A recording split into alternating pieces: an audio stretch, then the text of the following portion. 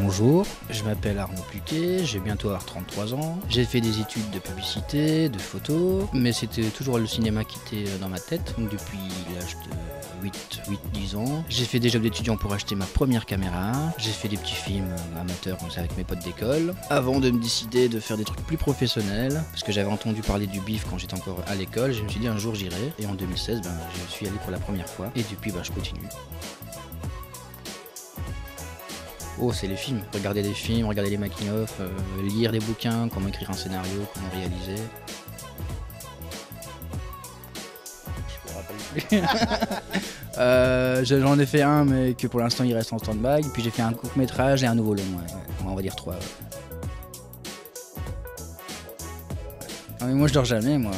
Je dors 4 heures par nuit, c'est bon. Là. Généralement, ce que je fais, c'est que je sais à l'avance quand est-ce que je tourne. Comme ça, je suis organisé. Après, j'écris. Et après, je trouve les acteurs. Et puis voilà. Mais il y a déjà la date du tournage.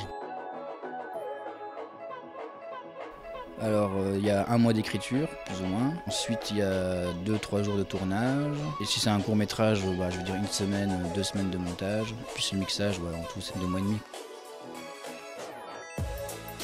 Pour le matos, j'ai la chance d'avoir des amis qui ont leur propre matériel, donc c'est avec mon cœur qu'ils viennent. Les acteurs, la plupart, c'est des amis aussi, même si de temps en temps, j'aimerais travailler avec des nouvelles personnes, qui prennent de leur temps aussi. Et ensuite, le temps, ça, on le gère avec tout le monde, je vais dire. Je propose des dates, si tout le monde est d'accord, voilà, ce sera à ce moment-là. On le fait avec des heures qui sont correctes. J'essaie de respecter aussi les gens, parce que je sais que comme c'est gratos, ils ont envie d'avoir leur soirée, leur famille.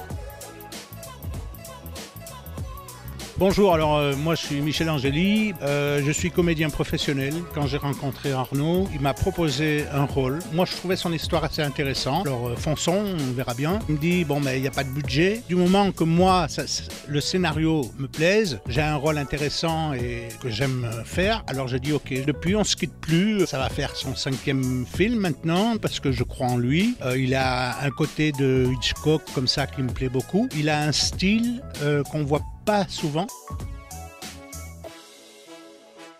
Sur le tournage, on est toujours en train de s'engueuler. On se tape dessus.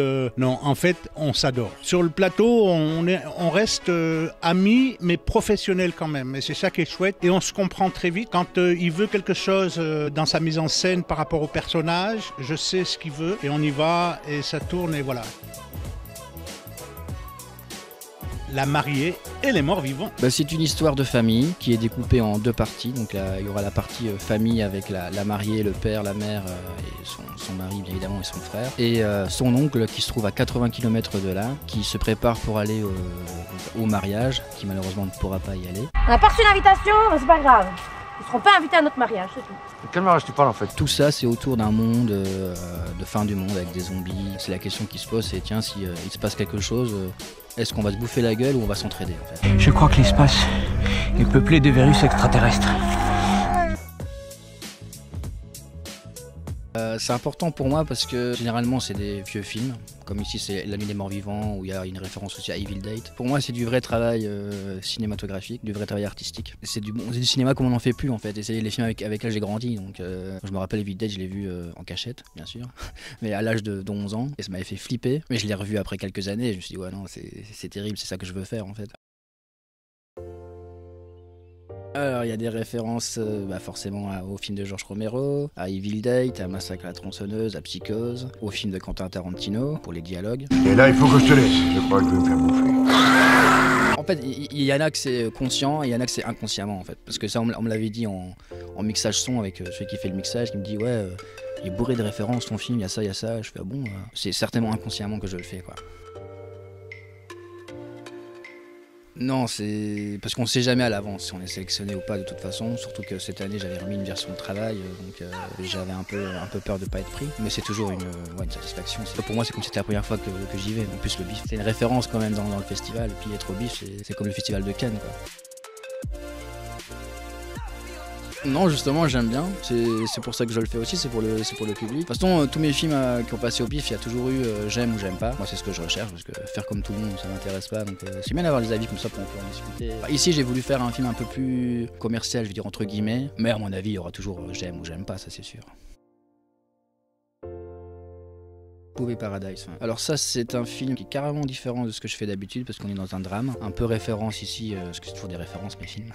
Référence à Ciao Pantin. Donc c'est l'histoire d'une fille où elle est prise dans une impasse avec son mec, on va dire, où elle le fait travailler pour avoir de l'argent. Donc elle couche avec des hommes et elle retrouve refuge donc chez un ami. Donc là, elle se confie, lui il lui parle, tout ça, et elle doit s'en sortir, mais là je laisse l'intrigue parce que le film sortira au Riche Clair le 18 mai. Donc c'est là qu'on pourra le voir.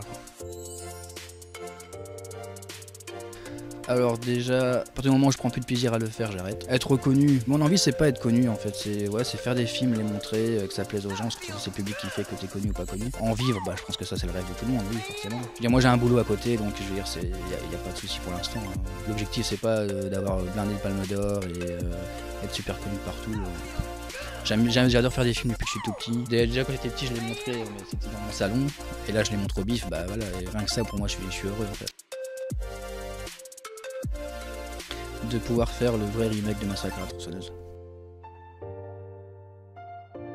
Alors un dernier mot pour la route, que tout se passe bien et que surtout, venez tous au bif voir La Mariée et les Morts Vivants. N'hésitez pas, venez nombreux. Voilà pourquoi il n'y a pas fait un zombie dans mon film.